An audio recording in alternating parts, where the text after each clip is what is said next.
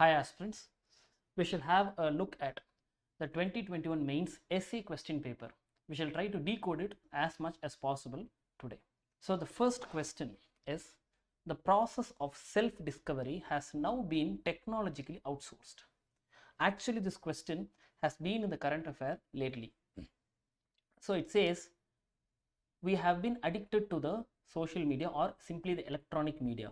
Humans are tending to believe whatever is said in the social media or whatever is said electronically is true. If some person, a human, says something, we'll find out whether it is right or wrong. But in the case of electronic media, we just believe, our brain believes that it is right. So the process of self-discovery, we have given it to technology. For example, the electronic media decides who I am, what dress I wear, what I like to eat, how I speak to others. Everything is decided what is told electronically or what is told in the media, particularly the social media. So there are claims recently saying that Silicon Valley is deciding what I do or what I do not do, etc. For example, let us say recently there was an accusation saying that Katrina Kaif and Kaushal wedding happened, and it showed lot of extravagancy. And when people see this, we tend to believe that we also have to do this. So we also have to do a wedding and it has to be extravagant. And moreover, we try to buy or we tend to buy something that's unwanted because it's just shown, just because it's shown in the electronic media, we try to buy it. We don't know whether it is needed for us, how much we spend for it, what is the result of that, we don't think, but we decide we need it just because people use it and they show as if it is good to use it, or it is sometimes certain things are shown to be manly to use it. So just because of that, people start buying it. And here, so how to avoid it? So how to avoid it? Gandhi gives a concept called concept of trusteeship. That is, whatever is available, it is not yours, but it belongs to the society. So you are just the trustee. If you have wealth, let us say you have a car, you are just the trustee of that car, but it doesn't belong to you because that car came from soil, and that soil has been existing for millions of years. This is what Gandhi means. So you can use this Gandhi's concept as a quote in your answer. And something else that is happening very recently is fantasization of the ultra rich. There was a time when someone is extremely rich, he was seen as he stole the property from the society. He is extremely rich because he has taken the wealth from the common people, and the common people are suffering here, they are starving here. But now lately electronic media shows, particularly in YouTube shorts videos, WhatsApp, Facebook, it shows very rich people are hailed. Extravagancy is shown as something which is very normal. This particular person, he has a wealth which can buy one Lamborghini each minute. He's so rich. So this is shown as a fantasy. People start to enjoy this. We would have seen in electronic media, there's debates going on. My favorite actor, he receives 100 crore rupees for every movie. So becoming extravagantly rich is seen as something great by the people, normal people itself. So this is what this question tries to tell us. So who are you? What do you want? How do you behave? But nowadays we can see that filthy language used is increasing in society. Why is it? Because it is shown as something great and something very manly or something good in the electronic media. When a normal person speaks filthy language, we see him as someone bad. We don't want to do it. But when it is done electronically, when it is done in the media, when it is shown like it is a great thing to do, we tend to fall in that trap. And so we lose ourselves. We change ourselves. You might be a different person, but now seeing something electronically, you change that. Nowadays, for example, let us say take the example of pranking. People do prank. In the name of prank, they abuse others sometimes. But when it is shown electronically, we don't even start to think whether it's right or wrong. We start doing it. So this is what the question tries to say.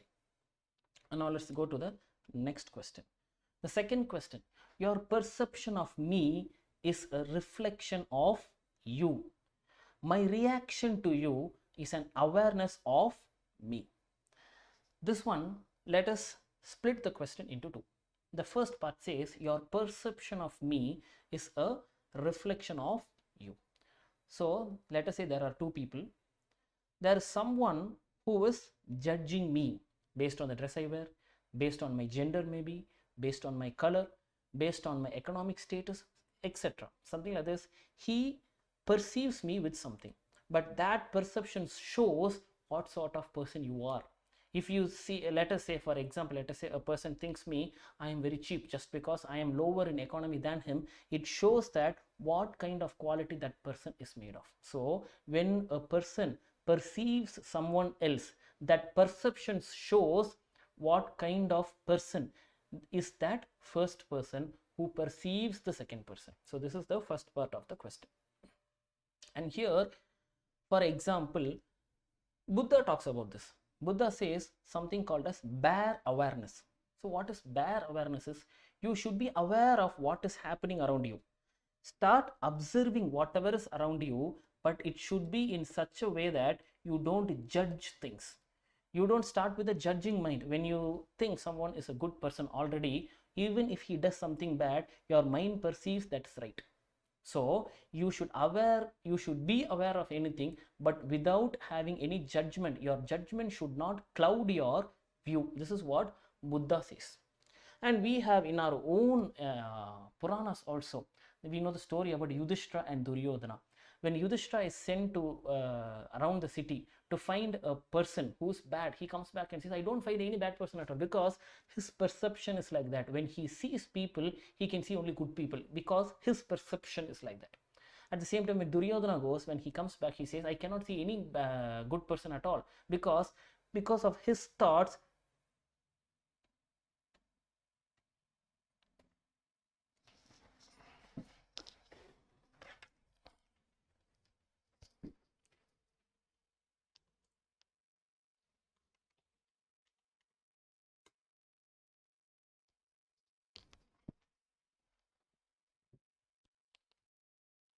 Because of his thoughts, because of the way he perceives the world, he perceives the society, he cannot find good people. Whatever he sees seems to be bad people. Okay, so this is another example. And similarly, we can take a quote from Tirukural as well. The Tirukural, which is called as the first book of ethics, it says, you don't have to see who says it, it is just what is said. So never mind who says the concept, you have to see whether the said concept is right or wrong. This is what you have to see. So Tirukkural also talks about clouding the view by judgment. Don't judge anything. Okay, so when you judge something, that says who you are. Okay, not that thing which is judged, but the person who judges. This is what it tries to say. Okay, and moreover, the second part of the question says, my reaction to you is an awareness of me. So this is, now they come to the second part. Now that first person, he saw me, he judged me, and maybe he thought low of me or something. He spoke abusive of me, he used some filthy language at me, maybe something like that. So how do I react to that? When I react in the similar way, when I use abusive words against him, maybe I could take violence to my hands. If I do that, it shows what is my awareness. So here awareness can be taken of two types. One is how much I am aware of this world. So again here we can talk about Buddha. Okay, from what we have learned in ethics about Indian philosophers, we can see that Buddha says a strong mind or a skillful mind. What is a skillful mind is something that could avoid, that causes harm. Then that is called as a skillful mind. So if you have a skillful mind, if you have developed enough, if you had, as Vivekananda says, if you had done some sadhana to your mind, and you have made your mind, when there was some bhavana to your mind is strong enough or skillful enough, you will respond in the right way. Okay, he abused me, he used abusive words at me. That's just because he called me a dog, I don't grow a tail, right? So I respond in the right way. That shows how much aware I am of this world, how much awareness I have about my own self. This is what the second question tries to say. And we support our answer using Yudhishthira's story, using Buddha's quotes, using that bare awareness topic, using Tirukkural, and so on. And moreover, we can also say that a person's perception is not just his own, but based on something, how he is brought up, where he is brought up, all these things. So that is where we can quote Abdul Kalam as well. So how do we quote Kalam? By saying that he says how a society comes out, how a person is built is by three, that is father, mother and teacher. So depending on the person, how he was brought up, depending on that he perceives the world. So this also you can quote for this question.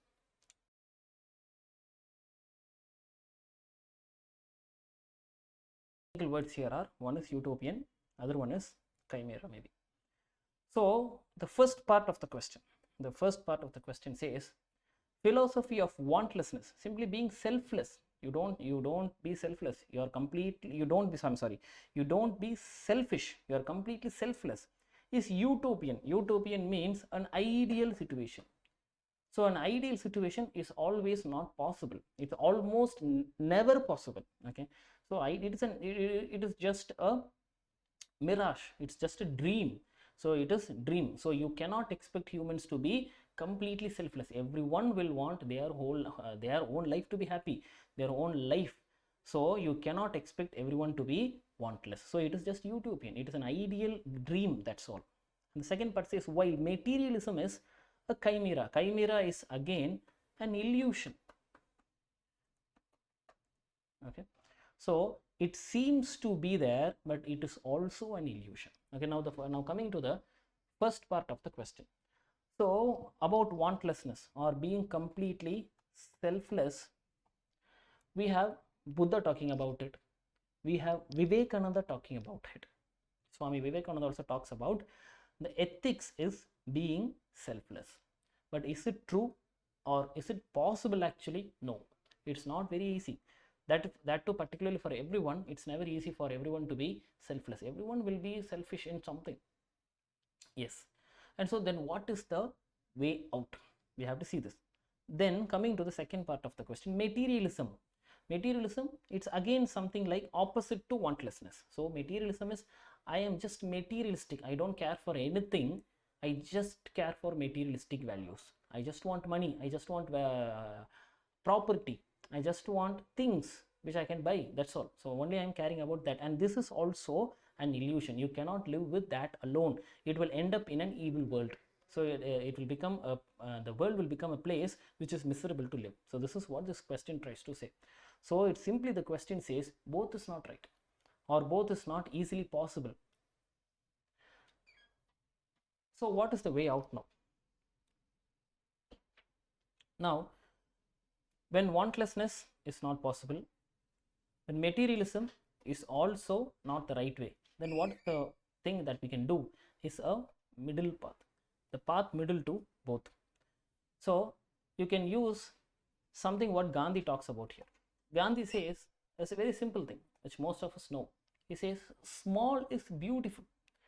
We can say it or we can interpret it as, when you have enough, it's beautiful. When it goes beyond you, when you have something which is not needed for you, it becomes a burden. There are normal local sayings saying that when wealth is up to your neck, it's good. When it goes beyond your neck, you're below that, you get submerged in that, you suffocate. This is what Gandhi says. And there is another concept, another quote which is said by Robin Sharma again. Robin Sharma says, simplicity is the trademark of genius. So extravagancy, it's never genius. A genius, how he or she behaves is being simple. So this is said by Robin Sharma. And again we come to the same concept of trusteeship of Gandhi. Remember here, you just choose two questions to answer, and UPSC does not trust you just the answers. It even tests you how you choose the questions as well. So you choose questions in such a way that you don't repeat your points. Look here, we use trusteeship of Gandhi in two different questions because it's needed there. It makes the question, it makes the answer beautiful, so we do it. But you should be aware enough to choose questions in such a way that you don't have to repeat your points in your answer. But in this third question, we have to use trusteeship of Gandhi here. So the trusteeship of Gandhi is something which is a middle path between capitalism and communism. So he says something like, being capitalism is fine. The market evolves on its own. The market survives. That is how people survive. But at the same time, you cannot enforce communism on people. You cannot enforce socialism on people. You earned so much, give it to people. Though it is not enforcing, doesn't work here actually. But what works here, actually, Swami Vivekananda also talks here. He says ethics is based on fear. That is how we are living now. But that is not right. Ethics should be based on self-reliance. What I do is wrong, I will not do it. This is bad, I know, human reasoning, I can reason it, it's bad, I will not do it. This is what is proper ethics. And he also says law is below ethics. Law is always below ethics. So we should be ethical enough to know whether what we do is right or wrong. Enforcing something, it doesn't always work, and we know that it is true, because if enforcing something works great, there should be police stations which have no case at all. There should be courts where there are no cases at all. But everyday cases are piling up in courts and police stations. This shows that enforcing is not right, the way to achieve something, but everyone should have that self-reliance. You should know what I do is wrong or right. So here, trusteeship of Gandhi is a concept where you earn. Being a capitalist, you do your business, you earn. But when you know that you earn too much, when you earn more than what you need, you should be able to distribute it. Simply distributing it your own your own employees. Okay, this time we have got a lot of profit. Why don't I give it to others? Okay, this is the concept of trusteeship of Gandhi here. So you cannot be completely wantless. You will be having some sort of selfishness. Yes, it's okay, have it, but don't become completely materialistic, because complete materialism also is an illusion. It is not something real. So again, Gandhi says something else as well. He says there is enough for everyone's need, but not for someone's greed. This also is a Gandhi's quote. So you can earn what you need. It's okay. You can work for it, because the property you earn is the result of your work you do. It's good, it's not a wrong thing to do, but at the same time, don't be greedy. So this is the way we approach this particular question. Okay, and the next perception of this question is, so this wantlessness. So this wantlessness, we say though it is utopian, yes, it is utopian, but we cannot neglect it completely, saying that wantlessness is just utopian, it is just a dream. Yeah, I don't want to be like that. No, you don't do that. Actually, wantlessness is the destiny. You keep working towards wantlessness. Yes, it's you don't achieve it, but on the way towards that wantlessness, you achieve great good things. So you keep working towards this destiny, and this keep working makes the world a better place to live. So this is how you approach this particular question. Now let's go to the next question, the fourth question. This question says, the real is rational and the rational is real. This question seems to be just obvious. So something is real, you will be able to reason it out. Yes, I can see it, it's very real. Okay, so that means it's the rational thinking. Yeah. And when you are able to think something rationally, when you are able to reason it out, yes, it will be real. It is not something like a superstition. It is not a stereotype. A stereotype cannot be real, because a stereotype is not rational. You cannot explain stereotypes. You just say, yeah, that's how it is meant to be. That's all. Why do you do it? People are following it for thousands of years. So I also follow it. And why? Do you have any reason for it? No, I have no reason for it. That is being irrational. So irrational things are not real. But here, how do we approach this question? How to score marks? How to get some quotes? How to get the invigilator give you marks? So there are certain details here. So first we have to try and explain what is real, what is rational, in using some other quotes by some philosophers, some thinkers. So here, Karl Marx. So he says, what is material is real. That is, if you can touch something, you can perceive something, you can see something, that is what is real.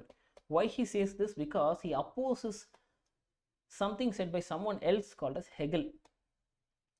So here, Hegel accepts what Plato says, saying that idea is what makes history.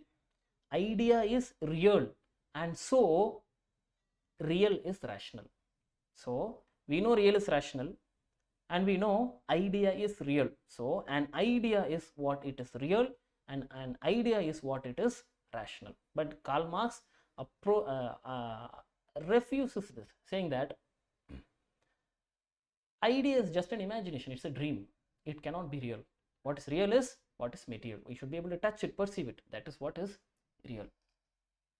But here, let us get the answer to the next level. Let us give our own points. We can see that real and this rationalism both are just subjective. Let us take example geocentric theory. In geocentric theory, people believed at that particular time. So real and rational, it depending on that particular time, depending on the belief of the majority, it is considered to be real and it is considered to be rational. That's all. So when you think something is real, you give your own reasons saying that it is rational. You believe that it is rational. You give reasons for it to be rational. In geocentric theory, Earth was considered to be at the center and the sun was revolving around the Earth. And yes, it is real because that's what it is. We can see it is real. And is it rational? Yes, it was rational because we can see it is real. I can say, I can give a reason for that. See, the sun is rising up, the sun is setting down. I can give a reason for it. It is rational. But whether it was exactly real, no. Later it changed. So we can say that reality and also rationalism, they are just subjective. It keeps changing. So then what is the truth then? So then what is real? So we keep evolving. Real and rational, both are subjective and both keep evolving. And how do we know this? History has shown it. Example, geocentric theory. Okay, so rationality also differs from person to person. When a person believes something is real, he gives his own reasons showing that it is rational. Okay, so now, so then what only is real and what only is rational? That is where human reasoning comes in. So you can quote Rajaram Mohan Roy here. So Rajaram Mohan Roy says, anything which is beyond human reasoning, you just throw it off. You don't need it.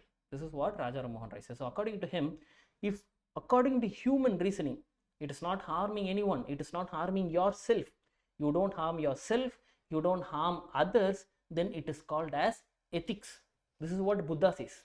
So Buddha says something which does not harm you and something which not harm others is ethics. So what ethics has to be real. When something has to be real, it has to be rational. So you can say that if at that particular moment, subjectively, human reasoning tells you that okay, this is fine, this is right, it doesn't harm anyone, it is ethical, then you can say it is real and so it is rational and it is not something like superstitious, something like a false belief and so on. Okay, now we'll go to section B. Section B says, hand that rocks the cradle rules the world. So cradle, yeah, something where a baby is made to sleep. So a baby. So who shakes the cradle? Who rocks the cradle? So we can perceive this question in two different ways. Technically, just using the word cradle. Cradle, yeah, baby is there, cradle is there. Who rocks the cradle? The mother rocks the cradle. So motherhood. So on one side you can talk about motherhood. On the other way, we can take it not in the literal meaning of cradle, but in the subjective meaning of cradle, where cradle is something where something starts, something blooms. We call cradle of civilization, right? We say Harappa and Mohenjo-daro is called as the cradle of civilization. We say that. So cradle is something which is blooming up, something which is starting. So you can give this answer in two different ways. So one is, when you talk about motherhood, you can talk about women empowerment here. Now recently we have been debating for years together, talking about whether women could be involved in the combating in the armed forces. So whether it would be possible or not, and yet we have not involved them in the combat. But we already know Subhash Chandra Bose, one of the greatest leaders this entire nation has ever seen, he created something called as Jhansi regiment itself, and he involved women in combat and he proved it to be completely successful. He did it in 1945 itself, and that also we know. So the hands that rock the cradle, they might be just a housewife, They are the ones who just rock the cradle, but they have the capacity to rule the world. And you have to justify your answer with different quotes, different current affair events, and so on. On the other side, talking about the cradle, we can say cradle is starting the next generation, that is investing on human values, investing on humans. So we learn this in human geography, don't we? So here, if you are able to invest properly on your next generation, we know India is the most youngest country in the world. So if you invest properly, if you give them proper education, if you give them proper skills, and that person, or here we don't have to say this hand need not be just a person, it could be the country as well. We can take it as a figure of speech. We can take this as a country, that particular country which invests properly on the cradle, that is the next generation, properly investing on the nutrition. So we know that we are lacking in nutrition. Our latest report shows that 57% of the women in our country are anemic. We are leading in stunt and undernutrition and protein deficiency and so on. So if you are able to invest properly on this, if you are able to invest on nutrition, on education, on skill development, and that country is the one which is going to rock this world. Okay, so you can take this question in that approach as well. You can talk a lot from human geography. You can talk a lot from the current affairs in the nutrition report and so on. Okay.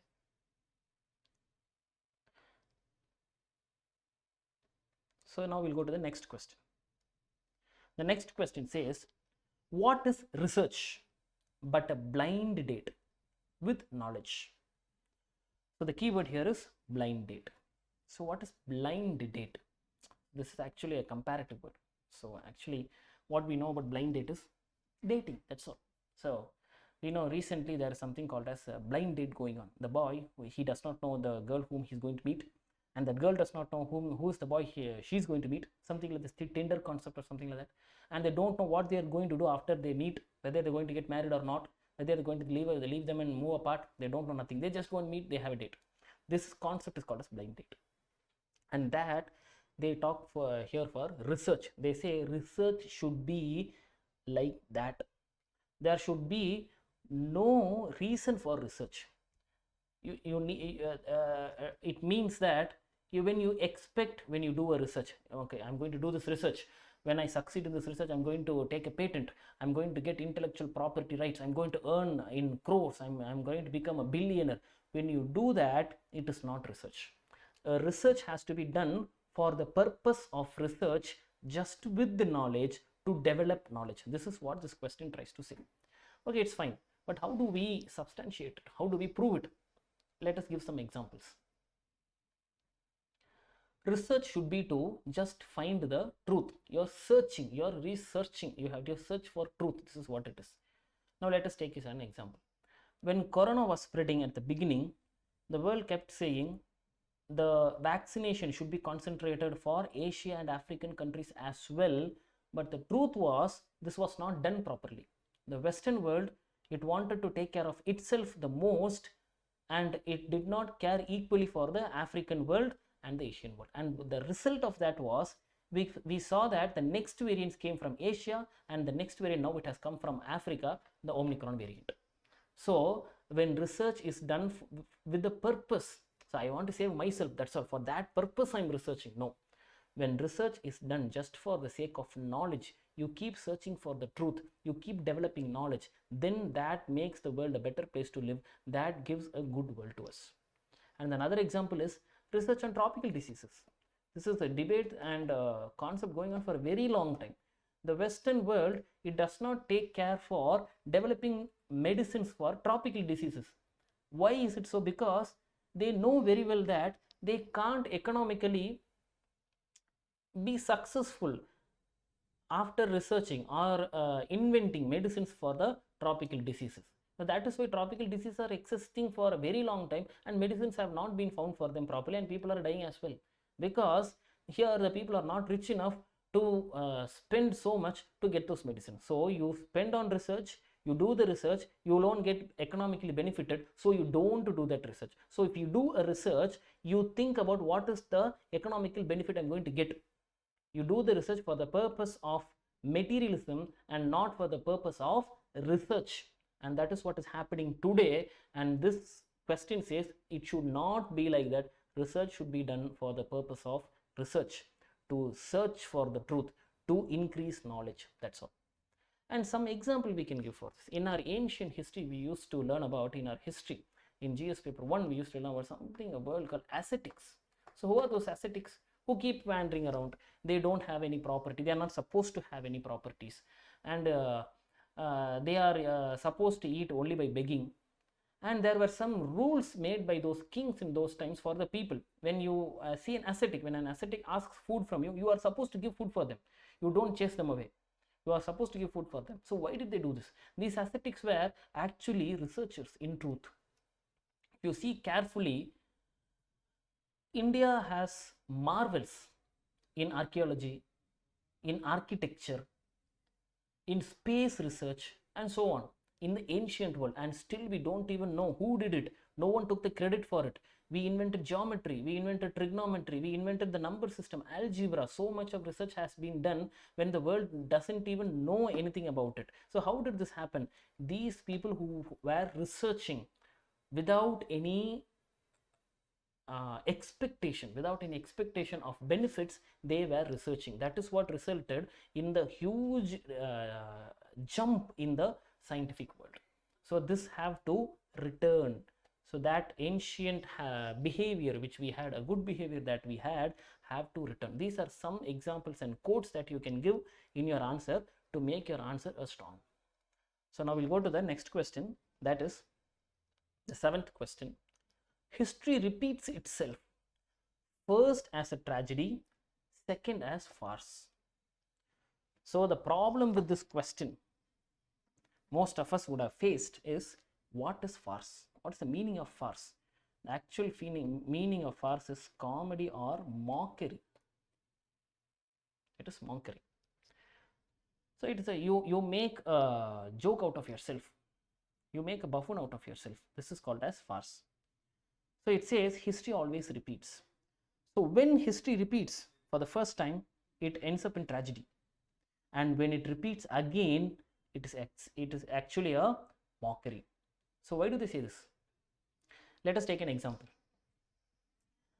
When the ancient Roman Empire, they invaded Russia, of course Russia used their scorched earth policy as usual, and it ended up where the whole Roman Empire declined and fell. And later again, there comes a time when Napoleon uses this same policy. He invades Russia. Again, he loses there because of the same scorched earth policy. He was winning completely. The whole Europe was fearing him. But at last, he had to lose because he lost all his soldiers and wealth in that invasion.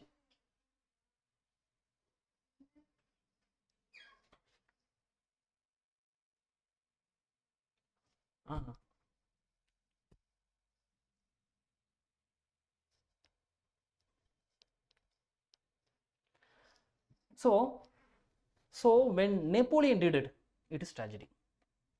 Then again Hitler continues this.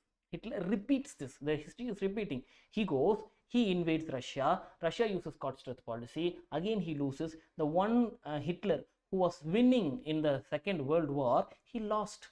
He lost all his soldiers. He lost all his weapons. He lost in the battle. He lost the war, of course. So that case, it is mockery. So you don't learn from history. So whenever you learn history, I would have repeated in all my history classes as well, you just don't learn history just for the sake of getting marks. History is a subject which saves your life. It shows something what was done right and the person succeeded. And we know that we are supposed to do that.